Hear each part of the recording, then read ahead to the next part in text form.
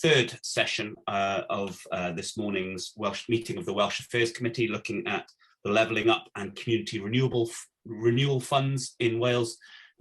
Really pleased that joined for this third session by Minister Luke Hall, Minister David T.C. Davies from UK Government, and by Kate O'Neill, who's Director of Policy at the Cities and Local Growth Unit. Minister Hall, if I may, first of all, I don't know whether you had a chance to hear any of the evidence there from Minister Vaughan Gethin in the Welsh Government, who made a plea really to UK Government for partnership working and dialogue. Can I ask you, Minister Hall, why, when it comes to the Levelling-up Fund and the Community Renewal Funds, Welsh Government has been ditched as a partner in delivering these? Thank you, Chair, and good morning. Yes, I did catch a bit at the end of that evidence. I mean, I think there's a few reasons why we've chosen to deliver this fund in the way we have. I wouldn't agree with the characterisation there, but firstly, I think we see it as our role and responsibility as a government to deliver our manifesto commitments right across the UK. So Levelling Up, for example, and delivering the Levelling Up Fund and the UK Community Renewal Fund are key tools to help us do that. Secondly, I think delivering the funds in the way we are maximises the strategic benefit we have as a UK government, so the ability to work across borders to deliver funds to the places that need it the most. I think if you look over the last year at the way we've delivered the COVID support, you see how we've done that effectively. The third reason I would say why we're delivering the fund in the way we are is because it allows much more effective cross-border working. So, for example, if we delivered these two specific funds through the Welsh Government, then we wouldn't be able to deliver anywhere near as easily joint bids, for example. So we've designed the Levelling Up Fund and the UK Community Renewal Fund in a way that allows local authorities to put in joint bids across border if they think that that's the best thing for them. I think crucially, though, and possibly most importantly, that one of the key objectives that we're trying to achieve here is building strong relationships between local authorities and communities in Wales and the UK government. That's a key objective of what we're trying to achieve, bind the union together and build relationships that we haven't had for years, if not decades, with communities in Wales. And I think we've sensed so far a huge amount of enthusiasm for the way we're doing it from councils and communities around Wales. Thank you very much. That's helpful. Minister Davies, evidence then from Minister Vaughan Gethin a few moments ago. You know, he was very upfront in talking up the benefits of the union, being pro-United Kingdom. The point that he made to us was that by UK government seeking to almost airbrush out the role of Welsh government in terms of economic development when it comes to these funds, he made the point that he believes it's undermining the union rather than strengthening the union. How would you respond to that? Well, I wouldn't accept it at all. Minister Hall's made a couple of pertinent points, but can I add, obviously, by doing it in this way, we can include Welsh Government.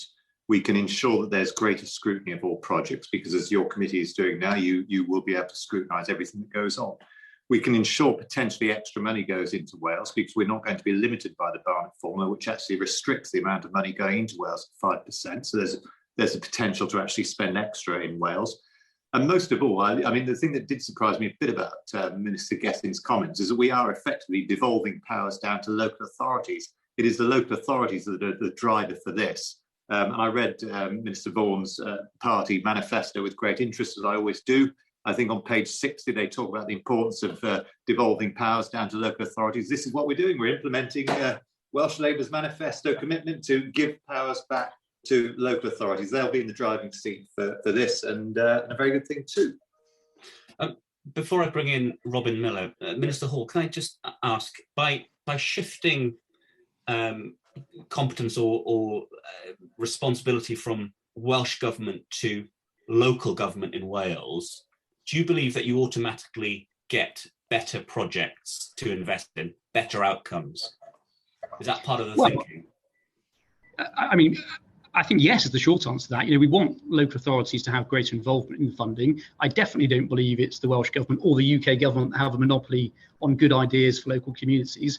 Actually, when you look at the history of all these projects, you see the most successful ones are delivered by local communities, identifying projects that are important to them and coming up with solutions. So that's, I think, you know, as Mr. Davies said, a hugely important part of what we're trying to achieve. Brilliant. Thank you very much. Robin Miller, please. Thank you, Chairman. Minister Hall, forgive me if I get straight to the point. First of all, thank you for this scheme. It has changed my relationship with my local authority, and residents recognise the UK government talking to UK citizens and welcome that engagement. But the question is specifically about the Levelling Up funds, the timetable requiring bids to be submitted, REBA Stage 4 bids to be submitted by June the 18th.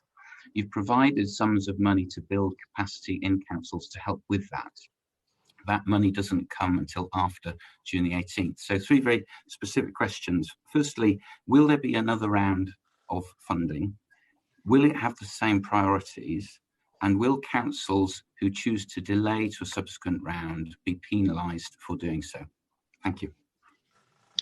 Thank you. Councils definitely won't be penalised for delaying their applications to later in the rounds.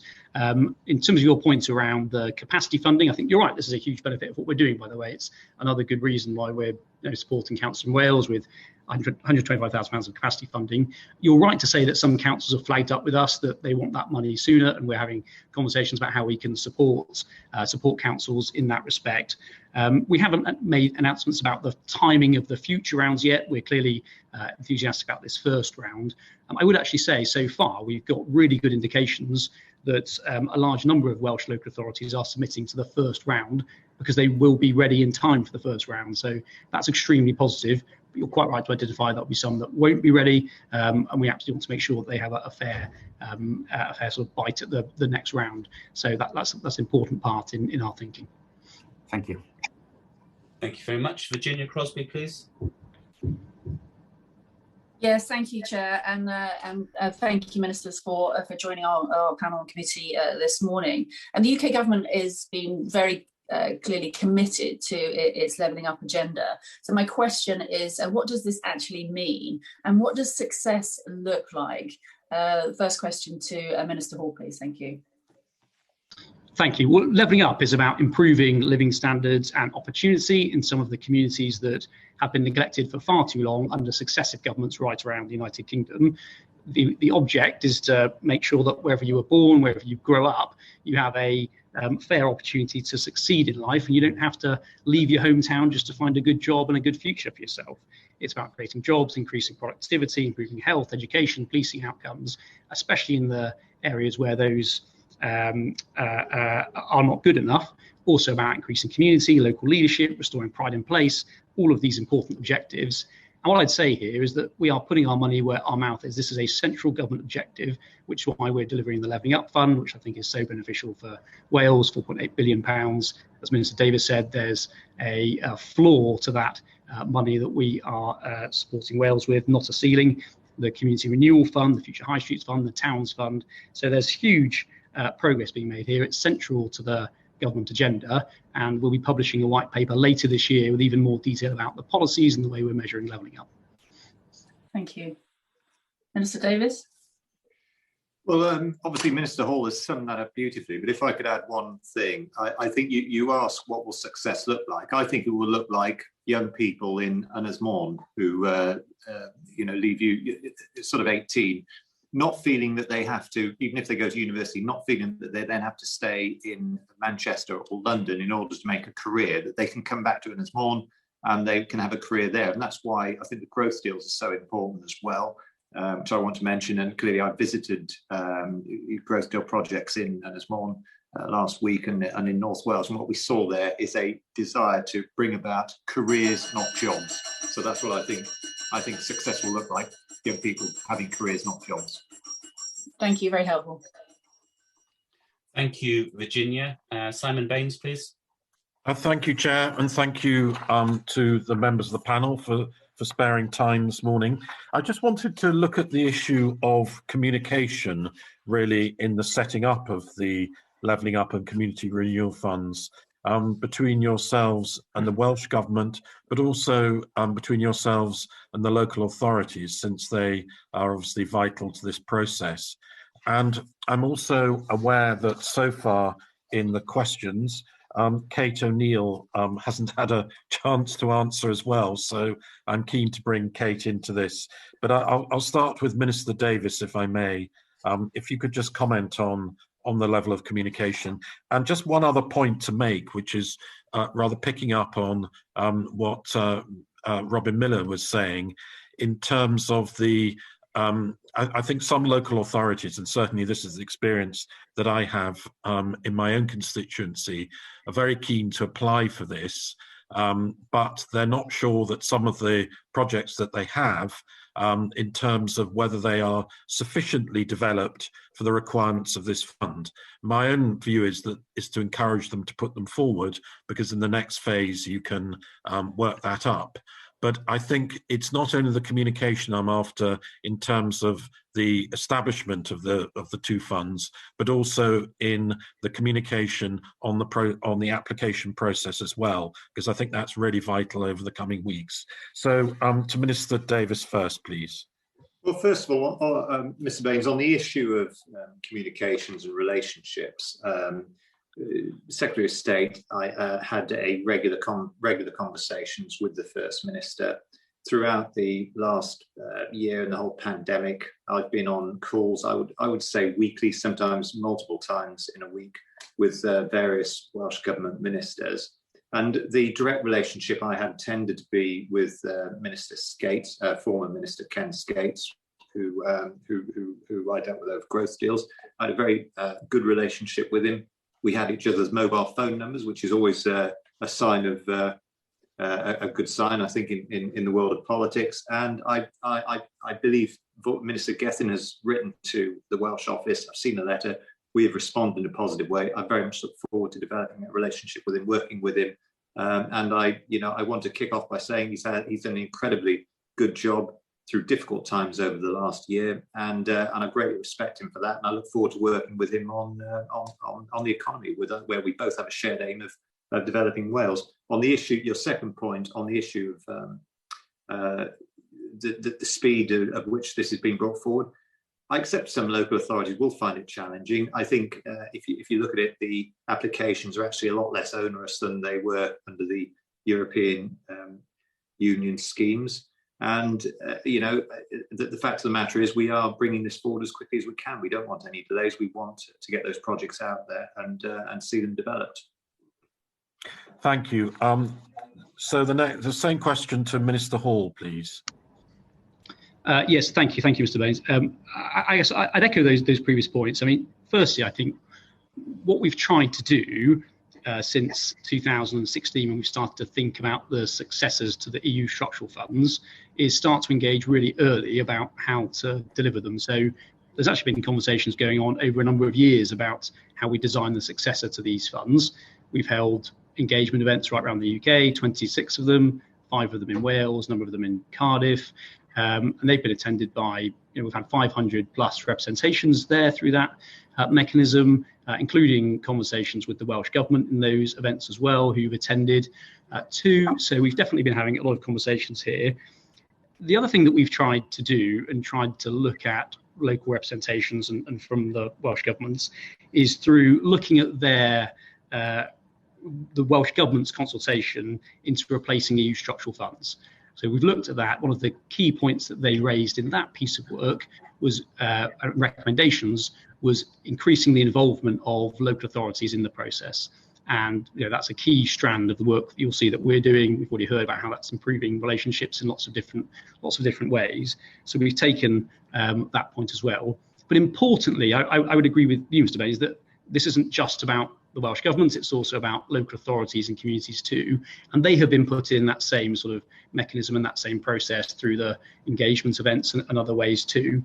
You highlighted the sort of the deadline and the nature of the process. We have spoken to all local authorities in Wales as well since the launch of the competition to make sure they have the information they need.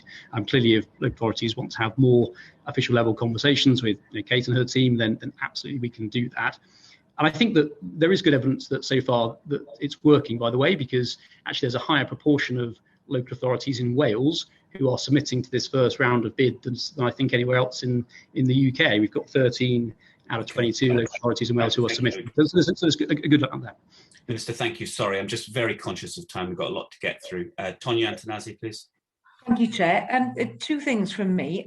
One of the things that was brought up earlier with our local representatives, the council leaders, was about the competitive nature of these bids that are being put in, and it's at a UK level.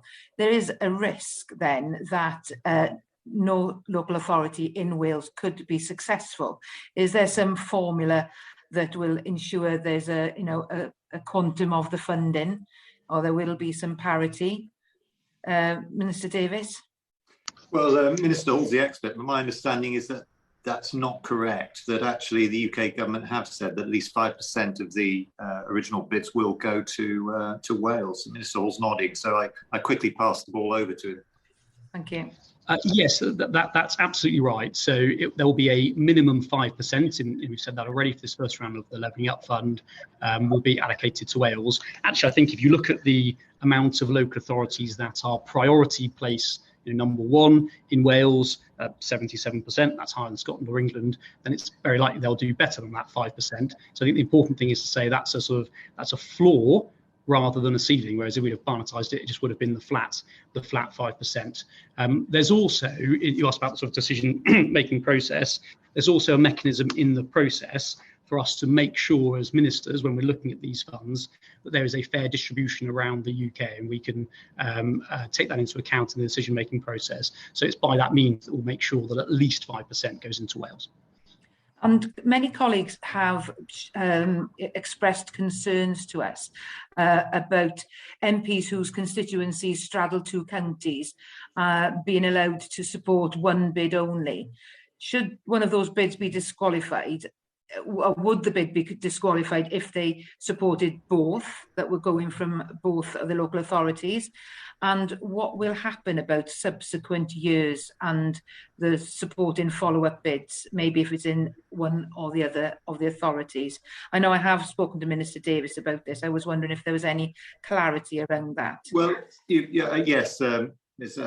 Antonio answered yes. I did look into this issue. It's not correct, as I understand it, that the bids would be cancelled, but it is correct that MPs are encouraged to back at one bid only, which meant that if MPs backed two bids, then their letter effectively wouldn't count, but the bids would still stand. So that's my understanding of the situation following your question. And should Minister Hall, I was just wondering, should in the subsequent years, will they have to stick with that one authority, or is there flexibility in that? May I answer that one? Is that okay? Yes. Thank you. So just to be clear, a member of Parliament can formally back one bid that's taken into account as part of the process. So they're allowed to prioritise one bid through the process, and that's to reflect the convening role that they have as an MP in their community. They can, though, back other bids in the sort of normal way. It just won't carry the same weight in the process. So formally, they can back and prioritise one bid, but if they want to write letters of support to us, they can.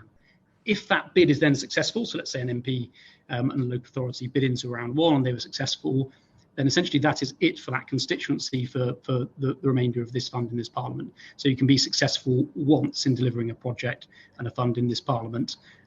So there's no second bid if they are successful, so to speak. If they are unsuccessful in the first round, then they can either resubmit an improved bid or a separate bid in a second round of funding, and they'd be able to back the bid in the same way they did in the first round. Thank you. Garrett Davies, please. Yeah, Mr. Hall, you mentioned earlier that the COVID response was done effectively, and of course that was devolved in Wales. So can you tell us why, when the Levelling Up Fund was originally designed to be England only, with binary consequentials for Wales, that policy was reversed, and now it's sort of England deciding what's happening in Wales unilaterally? Well, I think because of all the points I mentioned earlier, when we looked at the funding, I think if you take a step back, the purpose of the Levelling Up funding is to drive regeneration in those places that need it, and clearly that's right across the UK, not just in Wales. So we thought that there was a strategic benefit of us doing this right across the country. B, it allows cross-border working, so you have those joint bids in different places. C, there's much better community engagement and involvement, and actually then finally there's a much better deal for Wales because there's a funding floor rather than the ceiling at 5%, and we provide the capacity funding as well. So we thought this was, a much better deal for Wales, I think, in lots of ways, but also gives those other benefits too. And crucially, I think for us, is that local authority engagement and improved relationship. Then, so we're clear, because Wales has historically received something like 375 million from the EU, and now these levelling up funds and similar funds are supposed to be the successor to that. Can you give an undertaking that Wales will continue to receive that quantum of money in the future? Because our previous witnesses were concerned that we're talking about 30 or 50 million for Wales when we were talking about 375. I just think we probably just need to be clear about the different funds here, if that's okay. So the Levelling Up Fund is a sort of new fund. It's investing in those things we've talked about. So that's not a successor to the EU structural funds, for example. Then there's the Community Renewal Fund, which is about piloting new approaches. And then there's the UK Shared Prosperity Fund, which we're still working on the detail of, and we published the heads of terms of. And that's the fund where we've committed in our manifesto that every nation will receive at least the same amount under the EU structural fund. So they're quite distinct. But I think in relation to your question about the Levelling Up Fund, the global amount of money going to Wales won't be any less than it was in previous years. Is that true? Under the UK Shared Prosperity Fund, that's yes, the place where we three, yeah.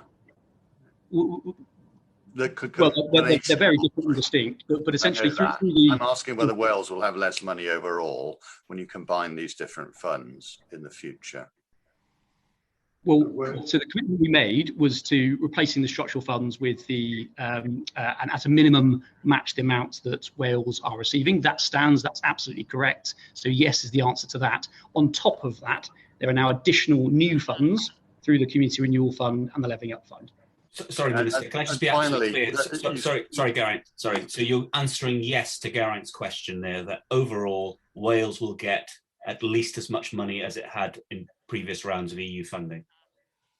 Yes, our manifesto commitment still stands on that point, so there's no discrepancy there. And then there are new funds on top of that that are being delivered. Okay, Beth Winter's got a supplementary. Beth, please. Thank you, Chair, and thank you, Minister, for coming today. I just wanted to make a very quick comment initially, just to express my disappointment. Sorry, very quickly. Dissatisfaction, sorry. The Secretary of State hasn't joined us today. We did request him to come, and also that the time has been curbed. We wanted an hour, and we've actually been allocated half an hour. But in terms of the specific supplementary, we've had 3 sessions this morning, and the positive message that you were putting across does not reflect what the local authority leaders and the Welsh Government have been saying. There is significant concerns being expressed about the lack of involvement of elected representatives in Wales, the concerns about competitiveness, the quantity of money that's been allocated, the timeframes, the methodology used. So I just wanted to see what your initial response was to those concerns, and will you now review the process, and particularly moving forward in terms of the next step of the Shared Prosperity Fund, to ensure that a collaborative approach really does take place? Thank you. Chair, I think realistically you have to take each of those points in turn, don't you, and address the substance behind them. So in terms of the, I'll have to be very quick, there's a number of issues there. In terms of the engagement, as I said, I think I've laid that out already in quite a lot of detail. We want a constructive relationship with the Welsh Government going forward. That's why we're setting up an interministerial group to have regular conversations with Welsh ministers, just as we've done since the budget, with webinars, direct discussions with the Secretary of State in my department and others. The funding methodology, again, I think the Chair wants me to be quick, so if there's any particular points, again, I'll address those. And on the UK SPF, of course, we'll continue to have discussions through the IMG and others, but if there's any particular points, I'm happy to address them. May I just quickly say, I don't want to generate a political row. That's the last thing I'd ever want to do. But I've had many conversations with local authority leaders of different political parties, and they're very positive about it. And they actually told me, and I could name names, but I don't want to, in case it was a private conversation. They've told me very clearly that they're delighted to be able to have a direct relationship with the UK government. Okay, thank you very much. Ruth Jones, please. Thank you, Chair, and thank you to Ministers and Kate for coming to join us this morning. My question is around the prioritisation sort of methodology, the criteria, if you like, for actually awarding the monies, because I'm just wondering, how will the decisions be made into which bids are successful? Because obviously it's a finite pot. You're not going to get everybody satisfied. How will you make the decisions? Because there could be an accusation that it's funding to suit political needs rather than economic and social needs. Who was that to? Minister Hall, maybe to start. Yep. Yeah, but thank you. And I think this is a really important point. I mean, what we wanted to do was to have a process that people had confidence in. And to exactly answer this point, it's completely vital. So we've published the exact decision-making process on the website, so I'll quickly talk through it. So there are 3 key stages in regards to the Levelling Up Fund. So firstly, there's an initial sort of gateway stage that just filters out applications who don't in any way meet the sort of basic criteria that we've set out in the funding. And when the applications that meet those initial gateway criteria are then assessed against 4 different criteria, which is strategic fit, value for money, deliverability, and the characteristics of place. Those 4 characteristics all receive an equal weighting in that stage there.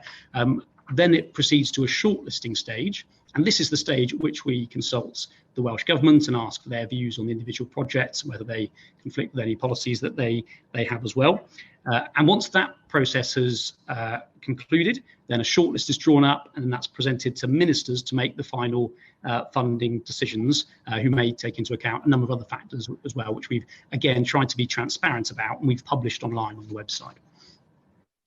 So can I just ask then, because obviously you got the shortlisting process before the final decision, and it's I don't want this to be sounding, but it's almost like a beauty contest then, because people are going to have to play off against each other, which could be seen as a political, well, divisive, rather than trying to engage everybody and bring them all together. I don't know, Minister Davies, if you have any thoughts on that. Well, I'm not sure I'd accept that characterisation, because there should be money there for most local authorities to benefit from bids at some point over the entire process. And I also think, to be fair, I looked at the UK government methodology for determining which were going to be the priority places. It is complex, I'll be the first to admit. I didn't grasp all of it, and it would be worth a longer look.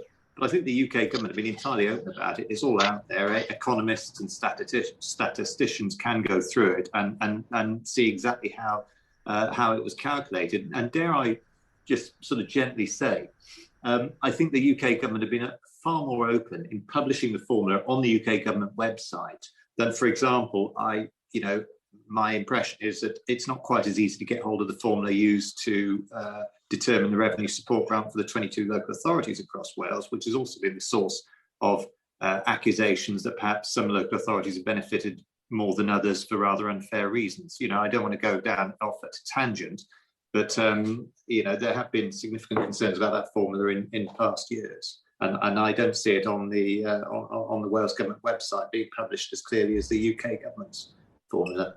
Can I just jump in there? In the process, Minister Hall, Minister Davies, that you outlined for how these bids will be assessed, who holds the pen on which bids make the cut and which don't? Is it you, Minister Hall? Is it Secretary of State for Wales, or is it you, Minister Davies? Who's in control? Chair, is that okay? So 2 stages in terms of there's the shortlisting, so that's drawn up by officials, and it's done on the weightings I described. Who's officials? Yours or the Wales office? In MHCLG, DFT, and HMT. So the Wales office isn't involved at that stage? No, the Welsh Government is involved at the shortlisting stage, but then when it passes through that stage, then the determinations were made by ministers in MHLG, HMT, and DFT, and that reflects the nature of the fund that we're trying to deliver in that respect, because it's mainly about regeneration, transport, high streets, etc. Okay, I'm a little bit confused now, because you've not mentioned the Wales office as participating in that process. You mentioned your Department of Transport, and as I think I heard, the Treasury. Is that correct? That is correct. Yeah. So my understanding was that the Wales office is contributing to the assessment of bids to the Levelling Up Fund. Is that not the case? Is that incorrect information? Well, the Welsh office signed off the initial process through the normal right round procedures to which we signed off the Wales office. the Wales office signed off the process, but it is MHCLG, DFT and HMT that make the final decisions on the applications that come through. But again, we consult the Welsh Government on that. I mean, I've got it in writing from the Wales office that they are contributing to the assessment of bids to the Levelling Up Fund. So I'm just trying to understand what that looks like in practice, because this is quite important in terms of the understanding of Welsh needs in terms of how bids are being assessed. I don't know, perhaps we can ask Kate to come in there and just clarify that point. So we do work very closely with the Welsh office, and especially in sort of understanding things like strategic fit. It is also worth being aware that we are setting up new teams based in Scotland, Wales and in Northern Ireland. So we will have an area-based team physically based in Wales, whose job it is to really understand the local context and the local issues, and they will help as part of the kind of sifting process and the assessment process. But the Welsh office will also have an advisory role in assessing the Levelling Up Fund bid. So they will be involved. I don't think they will be as sort of intimately involved in some of the kind of detailed marking. It will be sort of our analytical team that's looking in MHCLG and with DFT and with the Treasury on the Levelling Up Fund. The Community Renewal Fund is not done in conjunction with the Treasury and the Levelling and DFT. It's a slightly separate objectives. But we will definitely be working with the Wales office. They'll be giving us some advice, I think, particularly on strategic fit and thinking about the specific context in Wales. Do Wales office ministers have a veto on bids? No, it's a sort of collaborative process where they will feed in the views, and then the decisions for the Levelling Up Fund will be a joint decision between MHCLG ministers, Treasury ministers and DFT ministers, and for the Community Renewal Fund the decision will be made by the MHCLG Secretary of State. Okay. But they will be informed about expertise. There's a lot more that we need to ask around this, if I'm absolutely honest, and 30 minutes doesn't do justice at all to this important subject that we've been considering. I'm conscious of time and I don't want to keep the ministers from their next appointments, but it would be more satisfactory if we could have more time in future to discuss these issues. I just want to ask a very final question to Minister Davies, just picking up on a point about free ports, because Minister Gethin referred to this in the previous session. So he's still coming back to this point that unless UK government make the same money available to Wales for free ports that's been made available in England, Welsh government don't really want to play ball. Why is there this discrepancy in funding on free ports? Well, sorry, Mr. Chairman, I don't really recognise this discrepancy at all. The government have said that there's £175 million available in seed funding for capital seed funding for the successful bidders. That's obviously Barnetised, which gives a figure which you've just given of around about £8 million. Clearly, there'll be other benefits from a free port and other costs in terms of setting it up, because it involves tax, business rates, planning. But I just don't recognise this figure, this discrepancy. Different free ports will cost different amounts of money. The UK government are very keen to see a free port in Wales and free ports in Scotland. And I understand the conversations are continuing, but I think it's just not correct to say that there's a huge amount going to all free ports in England and nothing to Wales. That the money should be Barnetised in the usual fashion. Okay, that's helpful. Thank you. Look, huge thanks to both of you ministers and to you, Kate O'Neill, for your time this morning. And as I say, we'll probably follow up some of the points in writing and maybe hope for have another session with you in due course. I think we've appeared about 7 times in front of you, myself and my colleague, since our appointment, Mr. Chairman, and I think we were appearing 2 times before the recess, before the summer recess. So it's always a pleasure to be before this committee, and we're always happy to do so on a regular basis. Sorry, what's your point there? My point is that we do appear before the committee quite regularly, and we will be appearing again on 2 occasions, I think, before the summer recess. So if you wanted to continue that conversation, obviously. We look forward to it. Great. Thank you. Very grateful. Thank you. Thank you. Thank you. Order.